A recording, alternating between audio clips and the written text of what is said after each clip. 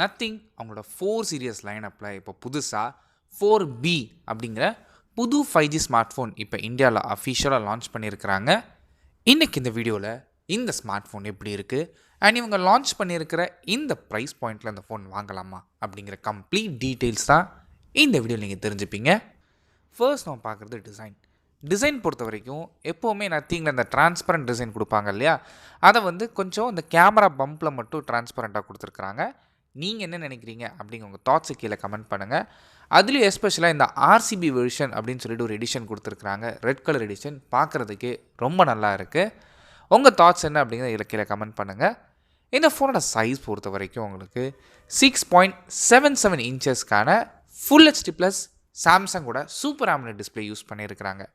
இந்த ப்ரைஸ் பாயிண்டில் லான்ச் பண்ண நிறைய ஸ்மார்ட் ஃபோன்ஸ் LCD பண்ணலாவோ இல்லை HD ப்ளஸாக தான் கொடுத்துருக்காங்க 30,000 ருபீஸ்க்கு. ஸோ அப்படிலாம் பார்க்கும்போது இந்த ப்ரைஸ் ரேஞ்சில் ஃபுல் HD AMOLED கொடுத்துருக்கு ஒரு நல்ல விஷயந்தான். இந்த டிஸ்பிளேயோட பீக் பிரைட்னஸ் எடுத்துக்கிட்டிங்க அப்படின்னா உங்களுக்கு 2000 nits வரைக்கும் போகும்னு சொல்லியிருக்கிறாங்க. அண்ட் கூடவே இந்த டிஸ்பிளேக்கு HDR சப்போர்ட்லாம் கொடுக்கல, வெறும் 8-bit டிஸ்பிளேவை தான் கொடுத்துருக்குறாங்க. அட்லீஸ்ட் 10-bit கொடுத்துருந்தா இன்னுமே பெட்டராக இருந்திருக்கும், பட் இவங்க கொடுக்காம விட்டுருக்காங்க. அண்ட் அது மட்டும் இல்லாமல் ஸ்க்ரீனோட ப்ரொடெக்ஷனுக்காக இங்கே AGC DT*2 ப்ரொடெக்ஷன் கொடுத்துருக்குறாங்க. அண்ட் அது மட்டும் இல்லாமல் இன்ஸ்டன்ட் டச் சாம்பிளிங் ரேட் உங்களுக்கு 1000 Hz ஆகும். அண்ட் PW டிம்மிங் பொறுத்த வரைக்கும் உங்களுக்கு 480 Hzக்கான PW டிம்மிங் சப்போர்ட் கொடுத்துருக்குறாங்க.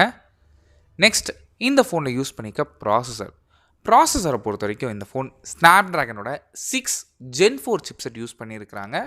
இந்த ப்ராசஸோட பர்ஃபார்மன்ஸ் எந்த அளவுக்கு இருக்குன்னு கேட்டிங்கன்னா, இந்த ப்ராசர் ஒரு நல்ல மிட்ரேஞ்ச் ப்ராசர்னே சொல்லலாம். 7300, 7400, ஈவன் 7200 அல்ட்ராவோட பெட்டராகவே பர்ஃபார்ம் பண்ணும். ஸோ நீங்கள் யூஸ் பண்ணுற ஆப்ஸாக இருக்கலாம், கேம்ஸாக இருக்கலாம், ஓரளவுக்கு டீசெண்டாக பர்ஃபார்ம் பண்ணும். கேம்ஸ்லாம் ப்ளே பண்ணுறீங்கன்னா நீங்கள் மீடியம் டு ஹை கிராஃபிக்ஸ் தாராளமாக ப்ளே பண்ணிக்க முடியும்.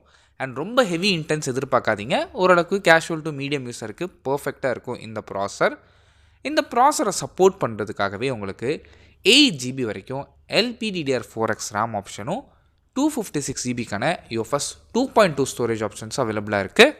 அண்ட் இந்த ப்ராசரோட பர்ஃபார்மன்ஸ் இன்னுமே பெட்டராக இருக்கணும் அப்படிங்கிறதுக்காக இங்கே 4400 ஸ்கொயர் எம்எம்க்கான ஹீட் டிசிபேஷன் ஏரியாவும் கொடுத்துருக்குறாங்க. இதெல்லாம் கேமிங் டைமில் உங்களுக்கு ரொம்பவே யூஸ்ஃபுல்லாக இருக்கும். அண்ட் அது மட்டும் இல்லாமல் இந்த Glyph இன்டர்ஃபேஸில் உங்களுக்கு 45 மினி LED ஆப்ஷன்ஸும் அவைலபிளாக இருக்குது. ஸோ இது உங்களுக்கு ஏற்ற மாதிரி நீங்கள் லைவ் அலர்ட்ஸாக இருக்கலாம், இல்லை அப்டேட்ஸாக இருக்கலாம், வால்யூம்க்காக இருக்கலாம், ஈவன் உங்களுக்கு கால்ஸ் வருது, bluetooth indications, bed time schedule, camera count down, இந்த மாதிரி எக்கச்சக்கமான ஃபீச்சர்ஸ்க்கும் இதை அவைலபிளாக பண்ணிக்க முடியும். அண்ட் கேமரான்னு எடுத்துக்கிட்டிங்க அப்படின்னா இங்கே 50 மெகாபிக்சலுக்கான ப்ரைமரி ஷூட்டர், இதோட அப்பெச்சர்னு எடுத்துக்கிட்டிங்கன்னா f1.8 கொடுத்துருக்குறாங்க.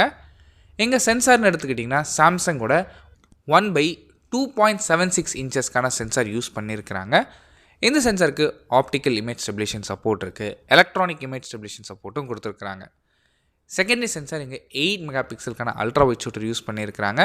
இதோட அப்பெச்சர் பொறுத்த வரைக்கும் f2.2 கொடுத்துருக்குறாங்க.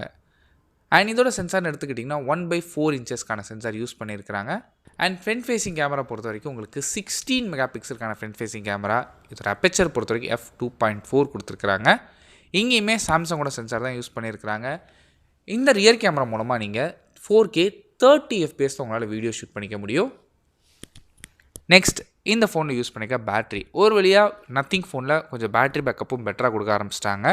இந்த ஃபோனில் யூஸ் பண்ணிக்க பேட்ரி பொறுத்த வரைக்கும் உங்களுக்கு 6000 mAhக்கான பேட்ரி சப்போர்ட் பண்ணுறதுக்கு 33 வாட்ஸ்க்கான வயர்டு ஃபாஸ்ட் சார்ஜிங் சப்போர்ட்டும் அண்ட் 7.5 வாட்ஸ்க்கான வயர்டு ரிவர்ஸ் சார்ஜிங் சப்போர்ட்டும் கொடுத்துருக்குறாங்க. பாக்ஸில் சார்ஜர் வராது, உங்களுக்கு வேணும்னா அடிஷ்னலாக பர்ச்சேஸ் பண்ணிக்க முடியும். நத்திங் இங்கே என்ன கிளைம் பண்ணுறாங்கன்னா 0 to 100% உங்களுக்கு 80 மினிட்ஸில் சார்ஜ் ஆகின்னு சொல்லியிருக்கிறாங்க. அடிஷ்னல் இந்த ஃபோனுக்கு Wi-Fi 6 இருக்குது, ப்ளூடூத் வெர்ஷன் 6.0 சப்போர்ட் இருக்குது. அண்ட் டியூரபிலிட்டிக்காக இங்கே IP64க்கான dust and splash resistant support கொடுத்துருக்குறாங்க. அண்ட் சாஃப்ட்வேர் பொறுத்த வரைக்கும் இந்த ஃபோன் Android 16 ரன் ஆகுது. இதுக்கு மேலே நத்திங்கோட ஓன் UIயான நத்திங் OS வெர்ஷன் 4.1 அப்ளை பண்ணியிருக்கிறாங்க.